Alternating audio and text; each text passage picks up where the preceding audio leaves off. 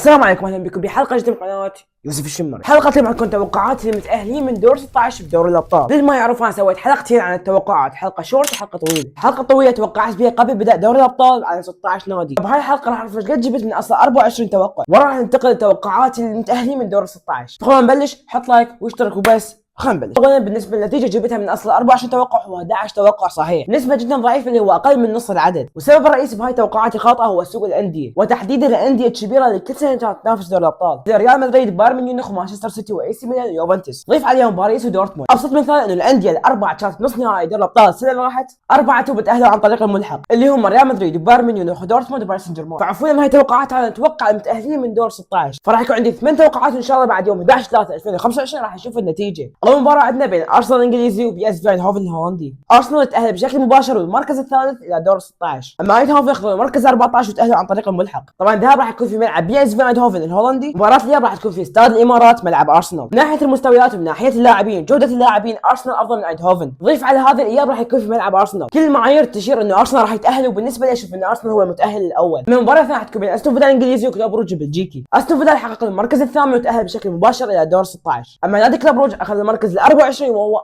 اخر مركز مؤهل للملحق. استون فيلا حاليا جاي يقدم كره جدا جميله وفريق جدا قوي ومتطور، وبنفس الوقت كلوب روج فريق جيد وقدر يطلع اتلانتا من البطوله. لكن بالنسبه لي اشوف انه استون فيلا راح يروح للدور اللي بعد. مباراه ثالثه راح تكون بين نادي ليل الفرنسي ودورتموند الالماني. ليل اللي حصل على المركز السابع وتاهل بشكل مباشر الى دور 16، اما نادي دورتموند حصلوا على المركز العاشر وتاهلوا عن طريق الملحق بعد ما فازوا على سبورتنج اشبانا 3-0 ذهابا وايابا. على الرغم من المستويات اللي جاي يقدمها بدوري الابطال، لكن دورتموند بالدوري جدا سيء، جاي يمر بفتره جدا سيئه. نادي دورتموند لحد الان من وقت تصوير الحلقه بالمركز ال11 وعلى بعد 26 نقطه عن بايرن ميونخ المتصدر، اما ليل الفرنسي بالمركز الخامس بالدوري، يعني وضعه متوسط. لكن بالنسبه لي التوقع بهاي المباراه جدا صعب. الفريقين مستوى متوسط يميل الى السيء بالدوري، لكن يقدمون مستوى جيد بدوري الابطال. لكن بالنسبه لي اشوف انه ليل الفرنسي وراح يتاهل. مباراه رابعه بين انتر ميلان الايطالي وفاينورد الهولندي. انتر ميلان ياخذ المركز الرابع وتاهل الدور اللي بعده، اما فاينورد تاهل بالملحق بعد فوز على اي سي ميلان، لكن انتر ميلان افضل بهواي من فاينورد. فبالنسبه لي راح اتوقع وانا مغمض انتر راح يروح الدور اللي بعده. اما المباراه الخامسه بين برشلونه الاسباني وبنفيكا البرتغالي. مباراه الذهاب راح تكون بين بنفيكا، اما مباراه الاياب راح تكون في ملعب الكامب نو. برشلونه صاحب المركز الثاني وتاهل بشكل مباشر، اما بنفيكا تاهل بالمركز 16 الى الملحق وقدر يطلع موناكو من البطوله. اخر مباراه جمعت بين بنفيكا وبرشلونه بمرحله الدوري فاز بها برشلونه وسوى ريمونتادا تاريخيه على بنفيكا. بالنسبه لي اشوف ان برشلونه راح يتاهل للدور اللي بعده. اما المباراه السادسه راح تكون بين بايرن ميونخ وباير ليفركوزن. بالنسبه للدوري بايرن ميونخ هو المتصدر وخلفه يجي باير ليفركوزن، اما دوري ابطال ليفركوزن صاحب المركز السادس وبايرن ميونخ صاحب المركز 12. في الدوري بايرن اعلى من ليفركوزن، لكن دوري ابطال ليفركوزن اعلى من بايرن. لكن بالنسبه لي اشوف انه بايرن ميونخ راح يتاهل للدور اللي بعده. اما المباراه السابعه بين باريس سان جيرمان وليفربول. ليفربول صاحب المركز الاول بدوري الابطال، وباريس سان جيرمان صاحب المركز 15 وتاهل عن طريق الملحق. بالتاهل تاريخي مباراه الذهاب فاز 3-0 على نادي بريست الفرنسي، مباراه الاياب فاز 7-0، يصير مجموع 10-0 لباريس سان جيرمان. باريس سان جيرمان يضم لاعبين على مستوى عالي، ابرزهم كفارا، راموس، باركولا، نيفيز، وحتى نونو مينديز. لكن مشكله باريس سان جيرمان راح يواجه اقوى فريق بالعالم اللي هو نادي ليفربول، اللي يمتلك افضل لاعب بالعالم حاليا محمد صلاح. ليفربول بثمان مباريات بدوري الابطال خسر مباراه واحده بس، هو متصدر الدوري، واضافه انه هو متصدر دوري الابطال، هو متصدر الدوري الانجليزي. فبالنسبه لي انه ليفربول هو راح يتاهل للدور اللي بعده. ليفربول هذا الموسم حاليا هو افضل نادي بالعالم، وفوق هذا كله راح يكون الاياب جحيم لانفيلد. اما المباراه الثانيه راح تكون ديربي بين اتلتيكو مدريد وريال مدريد. ريال مدريد تاهل عن طريق الملحق بالمركز 11 واتلتيكو مدريد تاهل بشكل مباشر بالمركز الخامس. بالنسبه لاتلتيكو مدريد يقدم مستوى جيد جدا بالدوري بدوري الابطال، اما بالنسبه لريال مدريد بدا بدايه جدا سيئه، لكن الفريق حاليا بدا يرجع وقدم مباراه اسطوريه امام مانشستر سيتي يتالق بها كيليان مبابي وسجل هاتريك. ريال مدريد بدا يرجع وضعه الطبيعي، فتوقعت انه ريال مدريد راح يروح الدور اللي بعده. فهسه صار عندنا بدور الثمانيه ارسنال واستون فيلا وليل، انتر ميلان وبرشلونه وبايرن ميونخ وليفربول وريال مدريد. فهذول الثمانيه راح يتاهلوا الى دور الثمانيه حسب توقعاتي وتحليلي. فبس وصلنا لنهايه الحلقه، لايك واشتراك وبس،